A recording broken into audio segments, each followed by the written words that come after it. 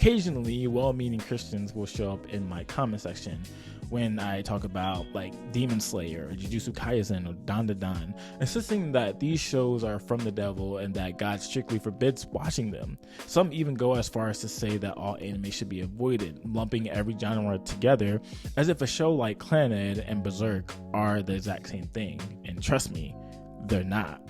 But it does raise the question, why do some Christians have such a hard stance on entertainment like anime, video games, manga, music, and even sports as demonic? Why do some Christians feel that if you're consuming these things, you might somehow be giving the devil a foothold in your life, maybe even risking being possessed, or to go even further, becoming an enemy of God? Is it not possible to enjoy these things while still being faithful to the Lord Jesus?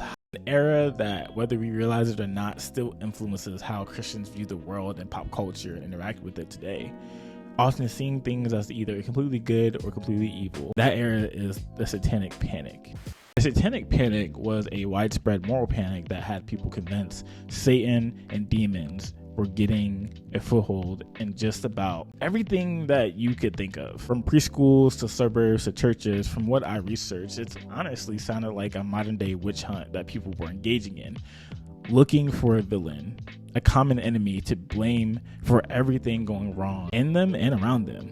Back then and even now, it was believed that young people were especially impressionable.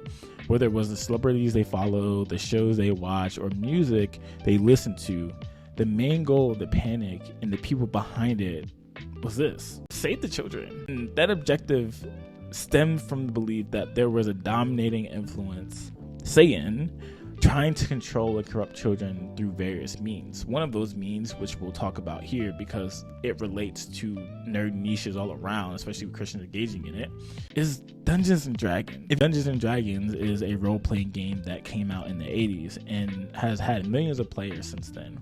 It's one of those games where you really have to use your imagination. You can create different characters and races, and it includes a dungeon master to guide the story. In fact, you could probably play the game forever if you wanted to. What upset Christians at the time was that the game included demons, not as playable characters or things to invoke, but as enemies to defeat. Like always, we blew way out of proportion, like we tend to do. We took a game that actually requires our God-given imagination and creativity to play and attributed it to something far more sinister.